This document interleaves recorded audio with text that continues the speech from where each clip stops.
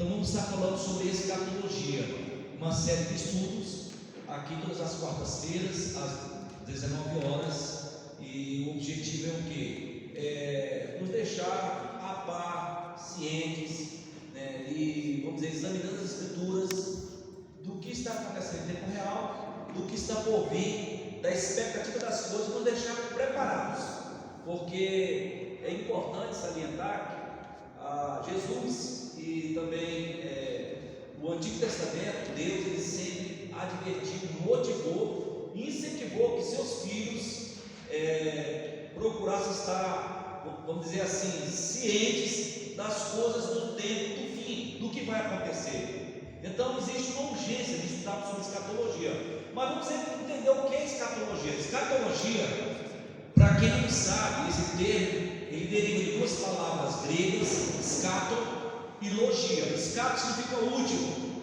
e logia é estudo. Logo, forma-se a palavra estudo das últimas coisas. E essa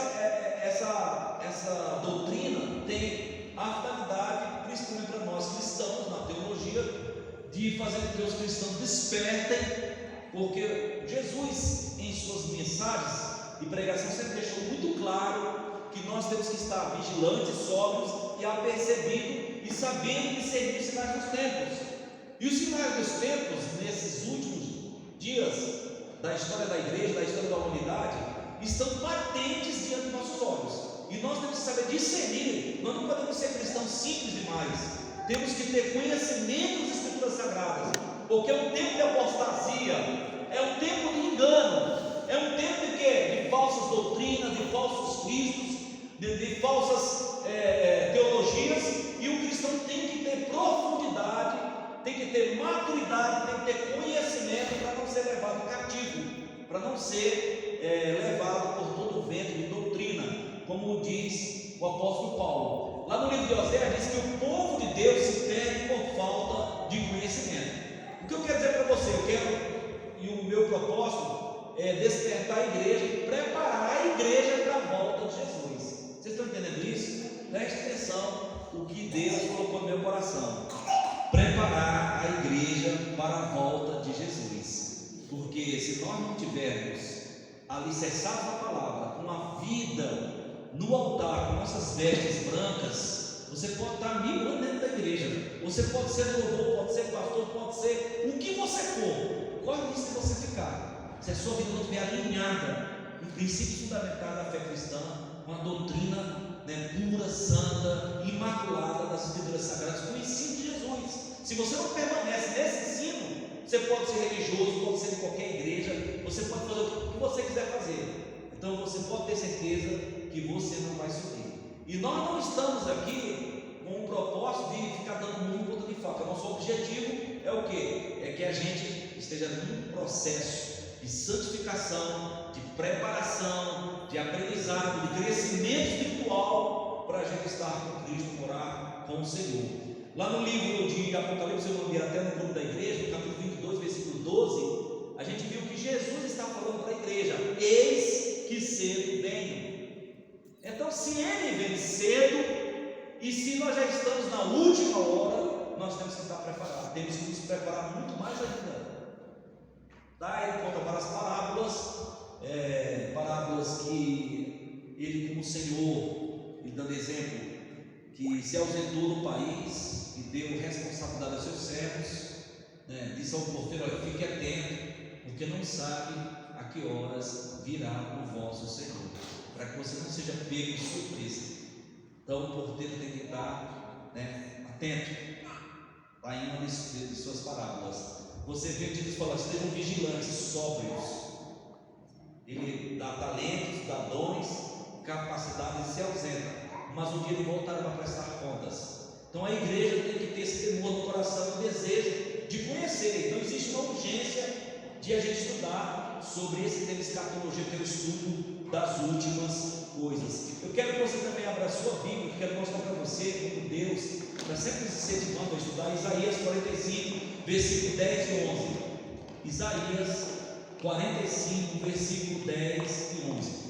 Hoje praticamente nós vamos estar dando umas pinceladas e mostrando um panorama geral teológico, para que depois a gente, nos outros cultos, ou nas outras quartas-feiras, a gente possa estar se aprofundando. Eu vou pedir para que alguém, em alto e bom tom, por gentileza, se coloque de pé e leia Isaías 45, verso 10 e 11. Isaías 45, verso 10? É. Ai daquele que diz ao Pai, que é o que gera. Perdão, Cida, Isaías 45, leia o 11, só o 11. Assim diz o Senhor, o Santo de Israel, aquele que o formou: perguntai-me as coisas futuras, demandai-me acerca de meus filhos e acerca da obra das minhas mãos. Pronto, só até aí. Preste atenção nesse texto, o que Deus está falando para o seu povo, tá? Deus está motivando eles a perguntar, e perguntar para Ele mesmo: perguntai-me as coisas futuras e demandai-me acerca dos meus filhos e acerca da obra das minhas mãos. Então, por que Deus deu essa palavra? Deus quer que você tenha curiosidade. Na época que nós estamos certos, a gente sabe que existe ressurreição dos mortos, arrebatamento da igreja, segunda volta de Jesus, manifestação do anticristo, reino milenar, tudo isso que vamos estar falando. Então tem que existir no nosso coração o desejo de se aprofundar, de buscar esse conhecimento, de aprender mais sobre esses temas, porque são temas escatológicos. Nós temos que estudar a palavra. E eu quero dizer para você que nesse estudo eu quero deixar ele um pouco livre e deixar vocês à vontade até para perguntar. E a gente, com o objetivo é que nós estudarmos juntos, eu junto com vocês. Eu tenho desde me propus, comecei a estudar sobre esse tema. Aqui que eu vou mostrar para vocês algumas coisas, num panorama teológico, para depois entrar num tema específico. Mas eu quero que vocês primeiro entendam esse tema que é uma das doutrinas da fé cristã, escatologia. Isso a gente estuda no seminário, quando a gente faz teologia, a gente estuda sobre escatologia, tá? Mas é na igreja, na vida cristã, o cristão que lê Bíblia, que estuda, que tem um desejo de se aprofundar sobre esses temas, que ele vai aprendendo cada vez mais, estudando a palavra, tendo essa curiosidade, esse desejo, e obedecendo essa ordem que Deus dá de perguntar acerca da obra das suas mãos, das coisas futuras, do que há por vir. Quando será a manifestação? Que sinais haverá da tua vida? Os discípulos tinham essa curiosidade. Senhor, que sinais haverá da tua vida? Quando eles estavam caminhando ali no templo e eles mostravam aquelas pedras lindas, maravilosas, o templo de Herodes, e o orgulho da nação, o centro da vida cultural e religiosa dos judeus, eles mostrando para Jesus os discípulos, e Jesus começa a falar, escatologicamente, que na verdade eu digo que não ficará aqui pedra sobre pedra. Ele está falando do futuro, de coisas que iriam acontecer. E os discípulos admiraram: mas como, Senhor? Como essas coisas vão acontecer? Que sinal haverá da tua segunda vinda?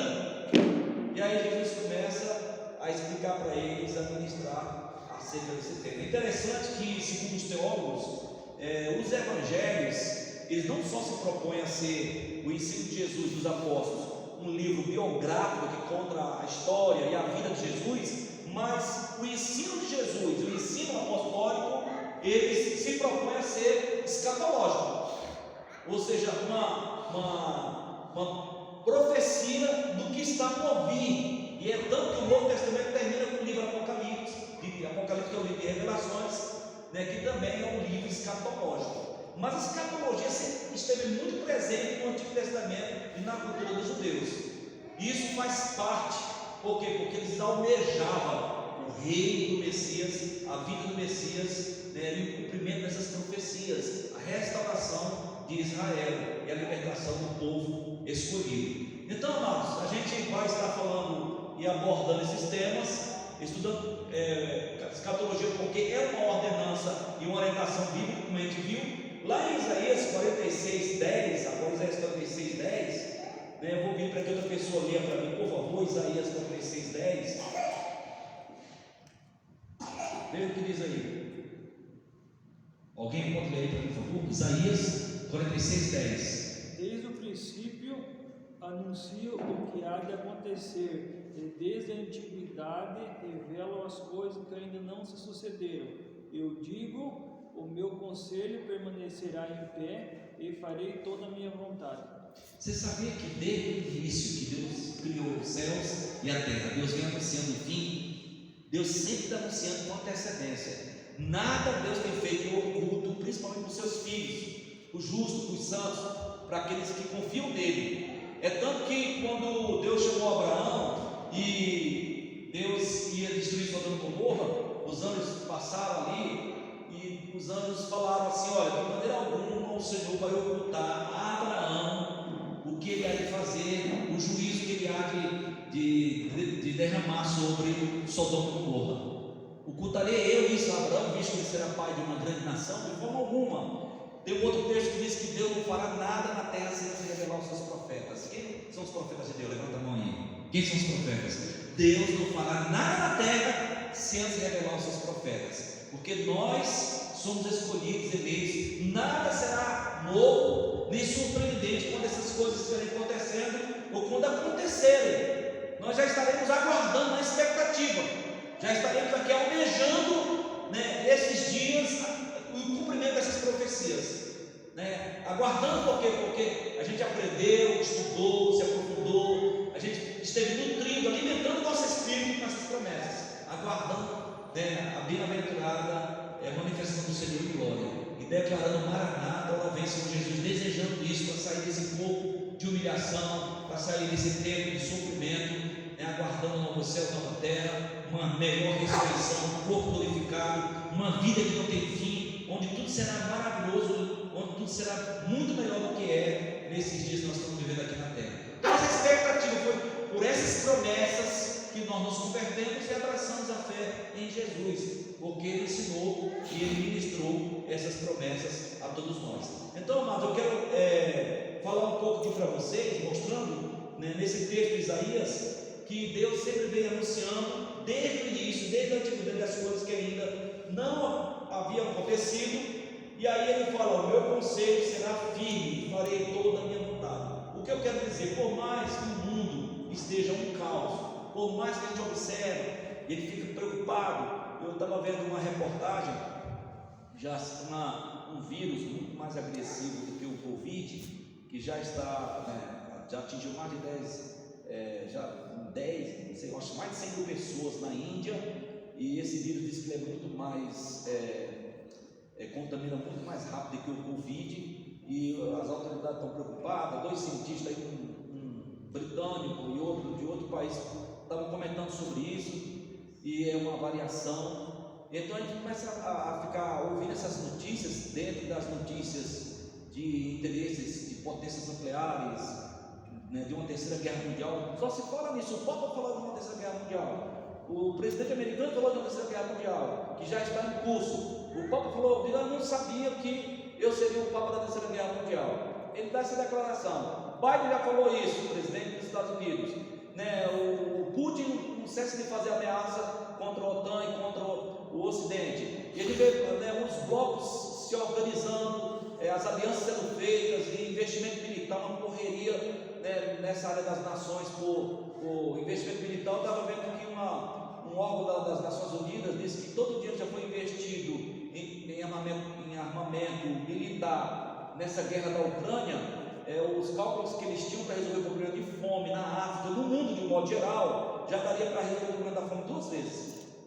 Aí fica: meu Deus, o mundo tem tanto dinheiro, mas não tem interesse em resolver o problema da fome no mundo, Querem as pessoas na miséria, passando fome, mas quando é para armamento militar, não mede esforços, Então uma correria por todo mundo se armando, porque os blocos se organizando, todo mundo se ameaçando, rumores de guerra.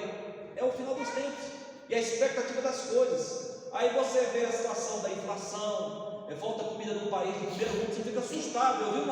Eu sigo um rapaz chamado Caio Alemão, que ele mora na Alemanha, ele é casado com um brasileiro, ele fala português com sotaque, mas ele está sempre informando do que acontece na Alemanha e do que acontece na Europa de um modo geral. E ele diz que os alemães estão assustados com a Suíça, porque a Suíça sempre foi um país de referência de prosperidade e qualidade de vida para os alemães da Suíça. E eles viram que desde a pandemia para cá, em pouco tempo, as filas de pessoas que estão para poder receber ajuda do governo, até comida, receber comida, na Suíça não param de crescer. Ou seja, o índice de pobreza em curto espaço de tempo na Suíça aumentou assustadoramente, os alemães estão assustados e estão preocupados consigo mesmo. Se a Suíça, que era referência de prosperidade, de qualidade de vida para os alemães, já aconteceu isso em curto espaço de tempo, o povo está empobrecendo, a inflação está 13% na União Europeia, na Inglaterra e em alguns países, e a preocupação de crise econômica, inflação, falta de alimento, como eu nunca vi na minha vida, quando o primeiro-ministro da Inglaterra, ele veio aqui fazer isso no Brasil, na época do governo anterior, e ele chamou o presidente particular e pediu: olha, nos ajude, porque nós precisamos de alimento, e está complicado, que o Brasil possa nos ajudar a suprir os alimentos. Na Inglaterra, um país de primeiro mundo, pedindo ajuda do Brasil. Então eu fiquei assim: meu Deus, é o fim dos tempos. Dentre tantas coisas que nós estamos constatando, vendo, coisas absurdas, que a gente fica assustado: meu Deus, é o fim dos tempos, o mundo está no apagar das luzes. Então nós que somos cristãos temos a consciência de ver tudo isso, fazer essa leitura dessa geopolítica mundial, do mundo que nos circuncida, e ver que essa situação toda é cumprimento profético. Nós estamos no fim, irmãos. Eu vou mostrar para vocês aqui, mostrando um pouco esse panorama, para que a gente possa estar cada vez mais consciente de tudo isso, e estar preparado e se aprofundar dentro desse tema, para a gente não ser pegos de surpresa. É uma preparação, posso dizer assim para você. Eu vou descer aqui, vai ficar melhor.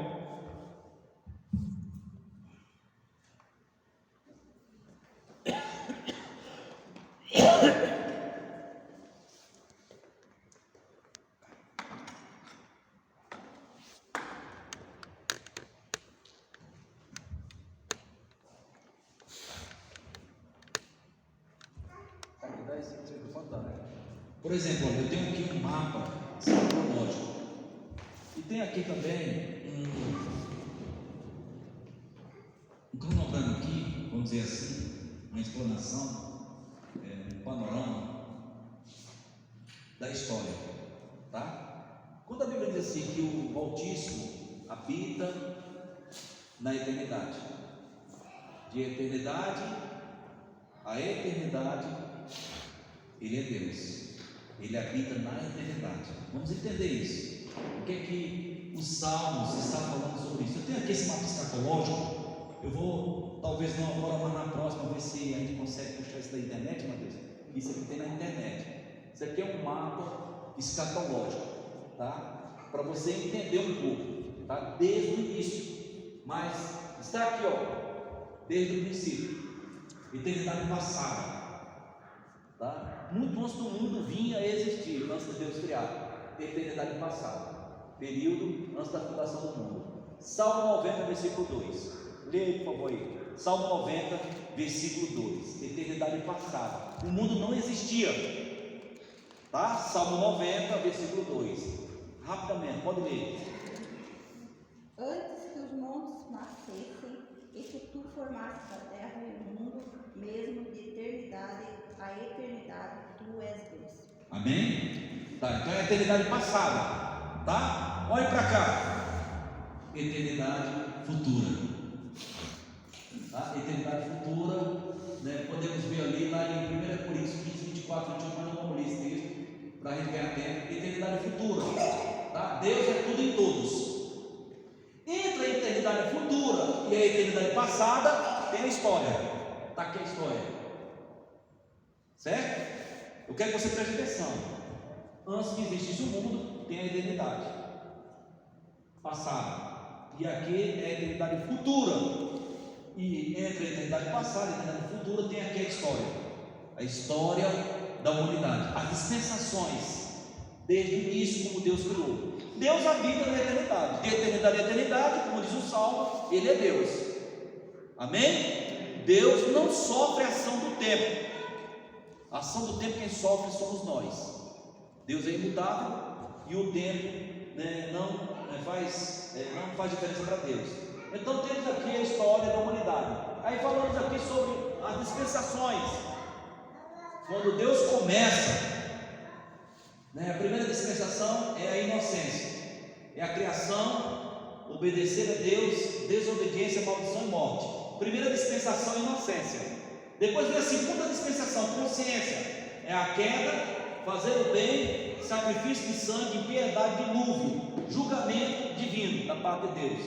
Depois da segunda dispensação vem o governo humano, ou seja, pós-dilúvio, espalhar-se, multiplicar-se, era a ordem que Deus havia dado. Eles não se espalham, vem a confusão das línguas, surge aqui as nações, tá? Depois vem aqui, quarto, promessas, tá? Depois da Torre de Babel, viver em Canaã, e eles vão viver no Egito em cativeiro, escravidão, 400 anos de cativeiro.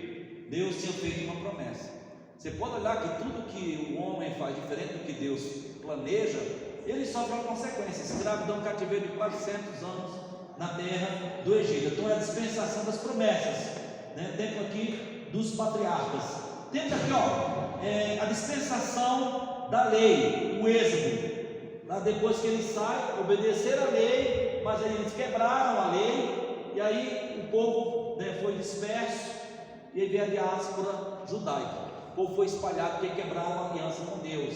Era a dispensação da lei. Aí vem o período da graça, essa dispensação que nós estamos nos nossos dias, a graça de Deus, né? Lei cumprida na pessoa de Jesus. Jesus veio para cumprir a lei, ofertando a graça de Deus, que é essa dispensação que nós estamos vivendo nos dias atuais. É a igreja, tá? A fundação da igreja, a igreja com o corpo de Cristo, ou seja, a forma de Deus se manifestar e se materializar na terra através da igreja, que é o corpo de Cristo, qual Jesus é o cabeça. E essa igreja, a igreja tem uma missão e tem um propósito de existir, e a gente já sabe muito bem sobre isso. Então nós estamos aqui na dispensação da graça, e aí vem aqui, nessa dispensação da graça, por eles não terem reconhecido o seu Messias, ou a dispersão de Israel, como está em Ezequiel 36, 16, 19. Depois veio a reunião de Israel, Ezequiel 36, 20, 29. Isso aqui se cumpriu. Na dispensação da graça, o Messias aguardado, pelas promessas, de acordo com a ordenança bíblica da lei, e esse Messias veio, cumpriu a lei, e ele se manifestou em carne. Então já essas profecias estão em andamento, elas se cumpriram e estão se cumprindo. A reunião de Israel, nós já sabemos que Israel já é uma nação, então a videira floresceu.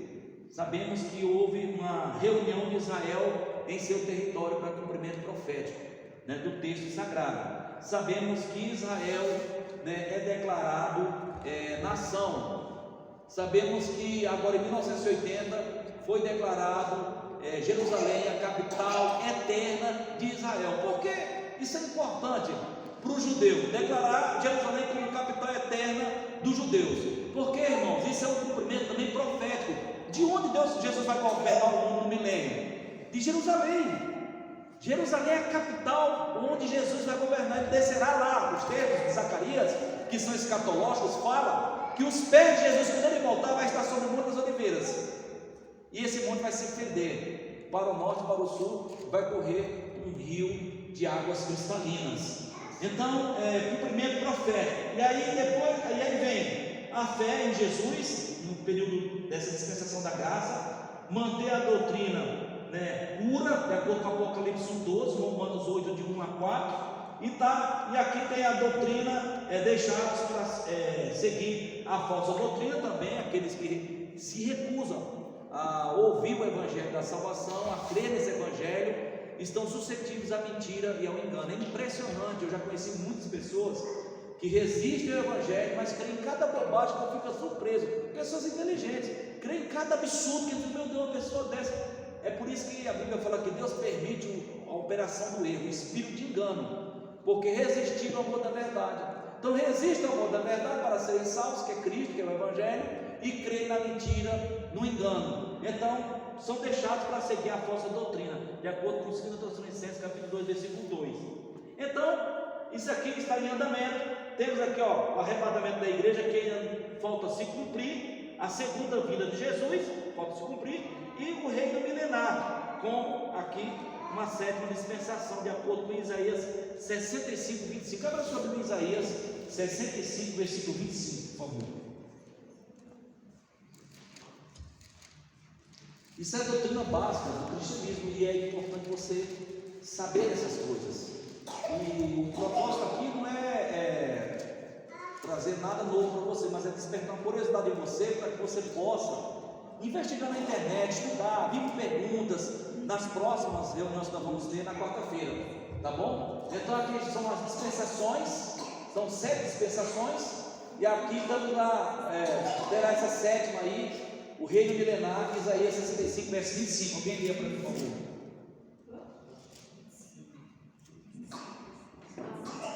Pode ler, bem alto. O lobo e o cordeiro se apacentarão juntos, e o leão comerá palha como boi, e pós terá a comida da serpente. Não farão mal nem dano algum em todo o meu santo monte, diz o Senhor. Amém? Então isso é escatologia, estudo das últimas coisas que ainda não se realizou, ainda vai se cumprir no reino milenar. O que eu quero dizer para você, irmãos, nós temos que ter um conhecimento, tanto do Antigo e do Novo Testamento, de compreender que o Antigo Testamento ele é escatológico também. Temos livros, o livro de Salmos, alguns salmos são escatológicos, que fala do futuro. Tem alguns, o livro de Zacarias é um livro apocalíptico, é um livro também que fala do futuro, de escatologia. O livro de Isaías é um livro também que fala do futuro, fala de escatologia. Então tem algumas escatologias desses livros do Antigo Testamento que já se realizaram, já se cumpriram na pessoa de Jesus. O Messias já veio, muitas coisas se cumpriu naqueles textos de revelações, das promessas, porque Deus havia falado desde o início, se cumpriu em Cristo, mas nem tudo se cumpriu no que eles falaram no Antigo Testamento.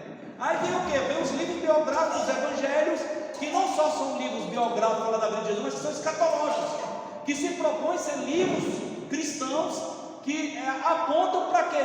Para o final dos tempos. Para o quê? Para um apocalipse, para a consumação dos séculos, para um juízo final e o fim da história da humanidade da face da terra. Então, se nós sabemos que os evangelhos se propõem não só a ser uma mensagem de salvação, mas é uma mensagem de alerta, para que o mundo tenha consciência que o mundo precisa se arrepender, que haverá um juízo de Deus, que as pessoas vão prestar conta ao seu Criador. Que todo o mal que as pessoas estão fazendo aqui na face da terra não vai ficar e passar desapercebidos, todos serão julgados, e para isso o Evangelho está sendo anunciado, para que as pessoas se arrependam, porque o reino de Deus é chegado, e nós temos que ser o que? Profundos conhecedores dessas doutrinas, que é as dispensações, nós temos que, para entender o que está por vir no futuro, olhar para o passado, e entender como isso aconteceu, essas dispensações, inocência, consciência, governo humano, promessas, lei, graça, que nós estamos aqui nesse período, e algumas coisas estão em andamento para acontecer, estamos aqui aguardando o arrebatamento da igreja, segunda vinda de Jesus, o reino milenar, do qual nós vamos vir com Cristo. Olha, arrebatamento da igreja significa que nós vamos ser arrebatados com Cristo. Quando Jesus vier, nós viremos com Ele, para poder inaugurar o reinado de 1000 anos. De onde Jesus vai reinar? Já foi, irmãos, quando os judeus colocam isso em pauta e decidem, Jerusalém é a capital indivisível e eterna de Israel. Irmãos, isso é a volta de Cristo. Tanto o mundo está se preparando para receber o anticristo, como o mundo está se preparando para receber o Messias verdadeiro. Os judeus estão se preparando para receber Jesus, porque os judeus sabem que é de Jerusalém que ele vai governar o planeta e as nações, e será um governo de 1000 anos, quando Satanás será preso de uma vez por todas, e depois de 1000 anos de governo de paz, de prosperidade, Cristo vai estar entre nós, governando de Jerusalém, todas as nações da terra. Aí Satanás, que estaria preso com seus anjos, serão soltos do fundo do poço do abismo, para poder enganar as nações e virar uma grande guerra, um grande conflito das nações que vão cercar Israel, Jerusalém, e haverá a guerra de Gog e Magog, e aí vai descer fogo do céu e vai consumir essas nações, e aí de uma vez por todas, a besta, o falso profeta serão lançados no lago de fogo e enxofre, que é a segunda morte. A morte, o inferno serão lançados no lago de fogo e enxofre, que é a segunda morte. Satanás será lançado no lago de fogo e enxofre, que é a segunda morte. Todo que ama, pratica mentira, todo adulto, afeminado, todo homicida, assassino, ladrão, serão lançados no lago de fogo e enxofre, juntamente com o falso profeta, com a besta, com Satanás, que engana todo mundo.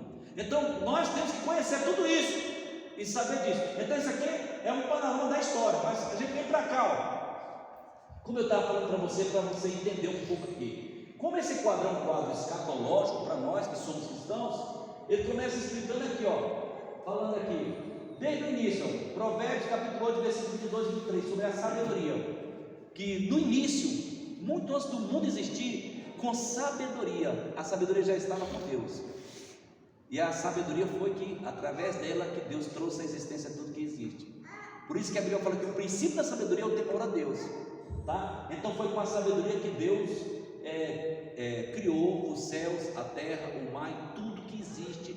Quando se refere aos céus, não é esses céus nossos, é os céus celestial, infinito, né? As hostes celestiais, anjos, arcanjos, serafins, toda a hoste celestial, todos os astros, planetas, todos os, vamos dizer assim, constelações, estrelas, tudo que existe, as coisas visíveis e invisíveis, tudo Deus criou por intermédio da sabedoria. Então vem aqui a criação das hostes celestiais no início, de acordo com Jó 38:7 e Colossenses 1:16. Tudo foi criado por Deus, tudo foi criado por intermédio da palavra. Se você abrir em João capítulo 1, palavra que é Cristo, o verbo de Deus, esse verbo que habitou entre nós, tudo foi criado por intermédio dele, por ele e para ele. Sem ele, nada do que foi feito se fez. Então, tudo foi criado através da palavra do Logos de Deus, o verbo. Está aqui, ó. E aí temos aqui, ó, a primeira terra, logo no capítulo 1 do livro de Gênesis, Deus criou os céus e a terra. É algo interessante, porque esse primeiro céu, essa primeira terra aqui, é chamada de terra original e mineral, de acordo com o livro, né, de Gênesis capítulo 1, versículo 1, Ezequiel 28, 13 e 14. E que terra original e mineral é essa aqui? Se você abrir no livro de Ezequiel, você vai ver que quando Deus criou Lúcifer, Deus criou e fez ele perfeito, né? Era o sinete da perfeição. Ele era lindo, anjo de luz. O nome Lúcifer é anjo de luz. Ele era portador da luz, significado desse nome.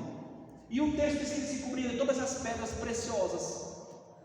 E o texto diz que ele estava no jardim de Deus. Onde é esse jardim de Deus? Não era no céu, era aqui na terra, recém-criada. E sabe o que diz no texto sagrado de Ezequiel? Que ele era o guardião de Deus, o guardião desse jardim. E ele se cobria de todas as pedras preciosas. Essa é a terra original. De acordo com os teólogos, eles dizem assim, ó, do primeiro versículo para o segundo versículo pode ter se passado milhões de anos.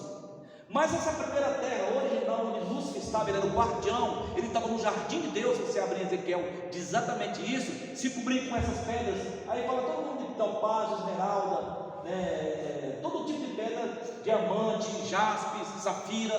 Então fala que ele estava ali. E aí depois, na sequência, vem aqui esse período aqui, eu acredito, eu tinha falado aqui uma vez para vocês, interessante que isso aqui bateu, que quando essa primeira terra existia, se passaram 1 milhão de anos dessa terra onde Lúcifer habitava, era o guardião, estava no jardim de Deus, essa terra aqui ela foi destruída. Como foi? Porque houve uma rebelião no céu, houve uma rebelião, tá? Na verdade Lúcifer, né, no seu coração, ele se exaltou por causa do esplendor, da sua beleza, da sua sabedoria, né, do anjo que sobressaía em relação aos outros. Ele devia ter alguma coisa que sobressaía, muito mais do que os outros, era um querubim. E aí diz o texto que ele se rebelou. Mas dentro daqui, olha, uma terra pré-adâmica, muito antes de Adão existir, né, vem aqui, e aí acreditamos que nesse período aí, dessa terra pré-adâmica, é o período que existe os estudiosos, os cientistas encontram fósseis desses grandes animais. Então eu creio que essa terra estava num processo de adaptação, tá? Existem esses grandes dinossauros, a terra estava num processo de transformação. Eu já vi várias teorias dizendo que havia sim, tudo era gigante na terra pré-adâmica, antes do homem ser criado. Nessa terra pré-adâmica, antes do homem ser criado, tudo era gigante, as árvores eram gigantes, os animais eram gigantes. Porém, com a queda de Lúcifer, tá? Com a rebelião, ele se rebelou. Deus tinha, né, destinado para que ele guardasse aqui a terra, ele se rebela contra Deus e houve a sua queda. A queda de Lúcifer foi uma catástrofe, trouxe caos.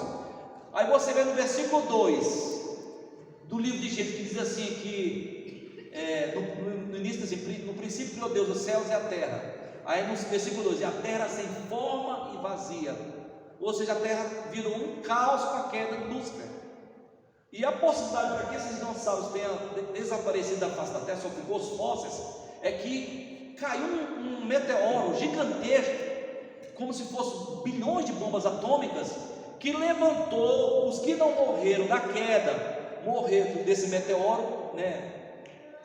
Morreram daquela liberação de energia, de calor que foi consumido. Os que sobreviveram, levantou-se aquela poeira que cobriu a atmosfera da terra, impedindo que a luz do sol entrasse para que pudesse nutrir as plantas, os animais, e ficou por mais de milênio a terra, né, nesse inverno nuclear, até aquele se dissipar, a terra ficou no escuro. Então a terra ficou sem forma e vazia, ela virou um caos, ela ficou em trevas total. Então morre a vegetação, morrem esses grandes animais. E isso havia trevas sobre a face do abismo, porque impediu então da luz, né?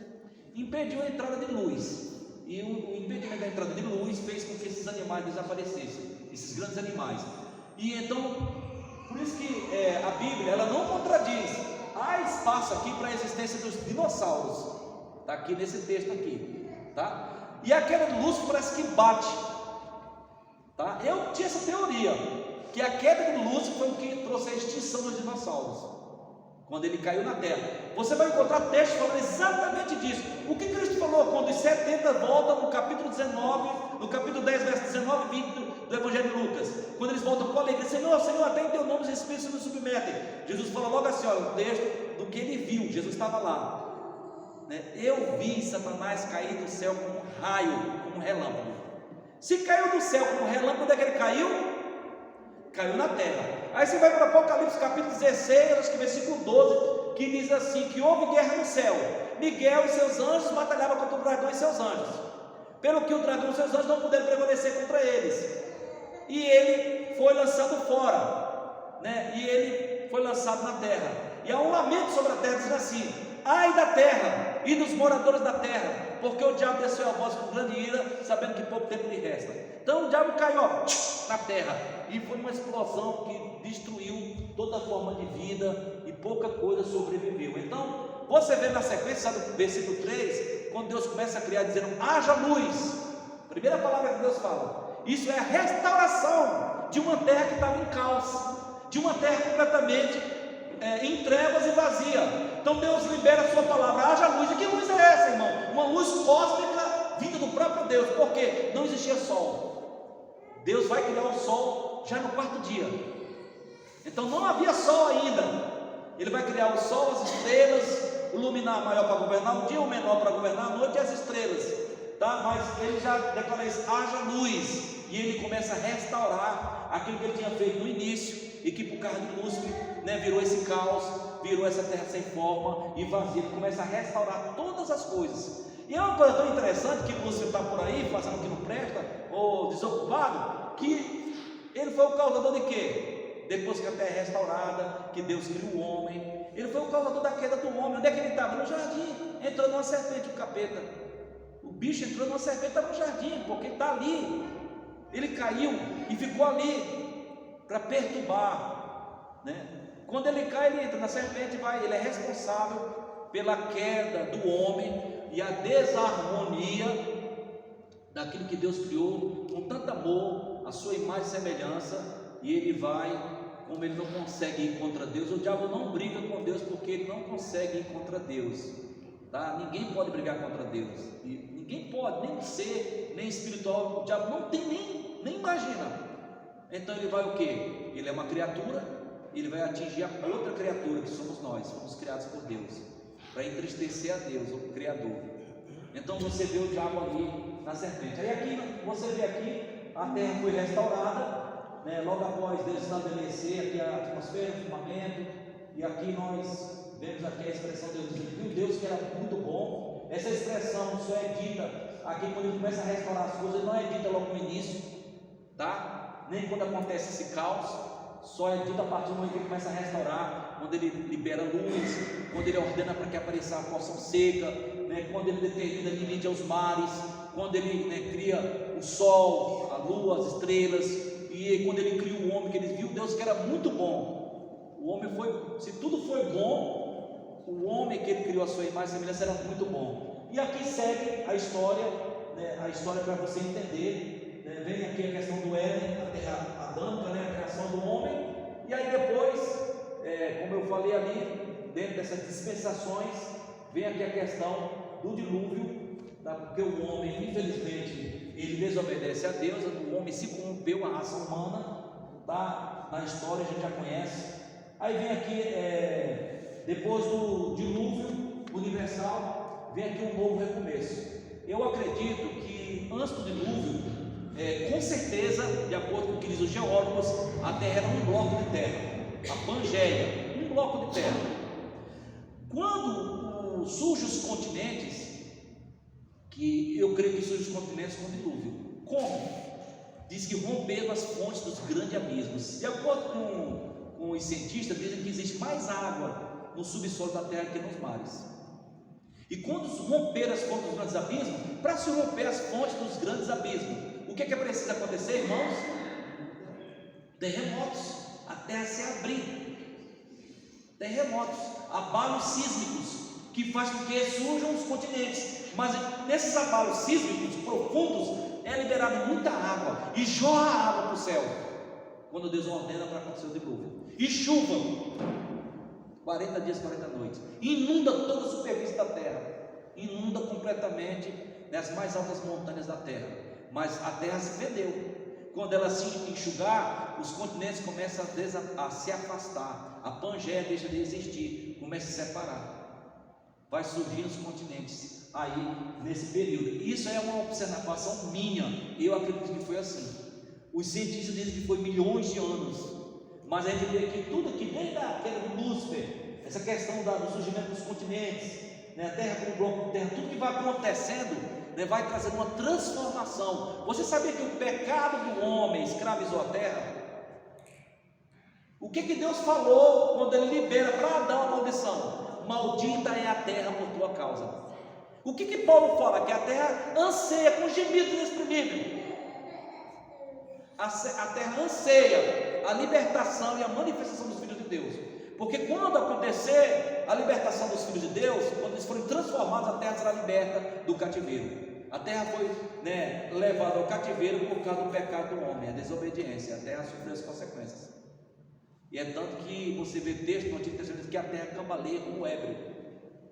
E a terra estremece, a natureza grita, reclamando a destruição, a devastação, a maldade, a corrupção humana. E a terra ficou debaixo de uma maldição. E a terra é um patrimônio. Se você analisar a terra, eu estava vendo uma vez não era bióloga, era uma bióloga falando, uma cientista, ela falando assim: olha, está vendo um punhado de terra, viu, Nelson? Está vendo um punhadinho de terra aqui? Você não imagina quanta vida tem um punhadinho de terra, de micro-organismo. A terra é viva, a terra tem vida, ali brota semente, surge coisa, tem minhoca, tem micro-organismo, tem bactéria, tem tanta coisa dentro da terra que você não imagina. Ela diz: um pouquinho de terra que você vê aí na natureza, ela é cheia de vida, a terra é viva, ela tem vida, as plantas têm vida, os animais têm vida, tudo tem vida.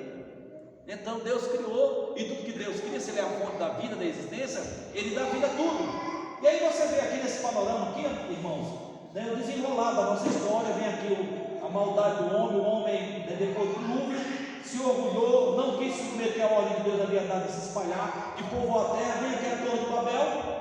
E aí, por diante, depois da Torre de Babel, nós vemos aqui a confusão das línguas, o surgimento das nações. As nações passam a surgir depois da Torre de Babel, e aí a gente vê aqui, depois disso, a história de Israel, o cativeiro de Israel, já numa nova dispensação, os 10 mandamentos, a lei sendo entregue a Moisés. E aí vem esse período aí, da ascensão. Esse período depois da lei de Moisés, vem o cumprimento das promessas que Deus fez ao seu povo, do Messias, que é Cristo, na plenitude dos tempos. E aí vem a graça dessa dispensação sendo ofertada a toda a humanidade. Preste atenção numa coisa, né, interessante. João, ele escreve o Evangelho já dizendo assim: olha, a lei veio por intermédio de Moisés, quando Deus entregou lá no Monte Sinai, mas a graça e a verdade veio por intermédio de Jesus. Jesus inaugura uma dispensação nova, que é essa que nós estamos nos dias atuais. Jesus inaugura essa nova dispensação, né, da qual a igreja é participante. E nesse período agora, dentro desse mapa escatológico, né, dentro da graça de Deus, temos aqui, ó, todo o cenário do que está por vir, do que vai acontecer. Desde o arrebatamento da igreja, a grande tribulação, o cumprimento profético do Antigo Testamento, nas profecias escatológicas dos últimos dias, do que ia acontecer no fim dos tempos, mostrando, e hoje a gente vê claramente. É interessante que quando você vê, eu fico acompanhando quando a gente lê o livro de Apocalipse, aí eu vejo um texto lá assim: e vi um dragão vermelho, que com sua cauda arrastava uma terça parte das estrelas do céu. E eu ficava assim, tá, aí eu vi a China. A China tem como símbolo da sua nação, eles veneram e adoram o dragão, e eles são vermelhos, e a cauda é mentira e engano, e a China não respeita contrato, porque a China é extremamente agressiva, porque ela vem como potência, né? E ela é um mercado econômico poderosíssimo. Todo mundo quer fazer negócio com a China porque ganha dinheiro. Então todo mundo acaba se submetendo, né, a um país que é o que mais diz respeito aos direitos humanos, é um país que mais persegue pessoas religiosas, não importa que religião seja, é um país que mais agride, né, os direitos das pessoas, desde o país dele até nos outros países também. E ele vê um dragão vermelho, eles adoram o dragão, são vermelhos. E esse alinhamento desse bloco, China, Rússia, Coreia do Norte, aí você vê os países de ideologia comunista que adotam o vermelho. E ele diz: meu Deus, é o fim dos tempos, está acontecendo, está se cumprindo. Está aqui, ó, o que foi dito no Antigo Testamento, o que está sendo dito no livro de Apocalipse, está acontecendo diante dos nossos olhos. Tá? É interessante que o livro profético, você entender profecia e entender, você tem que entender que saber interpretar, porque usa muito figura de linguagem, usa muito símbolos, animais, e aí você vê assim, você tem que conhecer um pouco de história, um pouco de geopolítica, um pouco de política, um pouco de tudo um pouco, para você ter um entendimento e ver que aquilo vai se encaixando nas profecias bíblicas, vai acontecendo. Aí você vê o Daniel profetizando aqui, né, como foi esse alinhamento desse bloco da União Europeia, 10 nações ali. Aí você vê quando ele fala de chifre, fala de poder, quando ele fala ali da besta,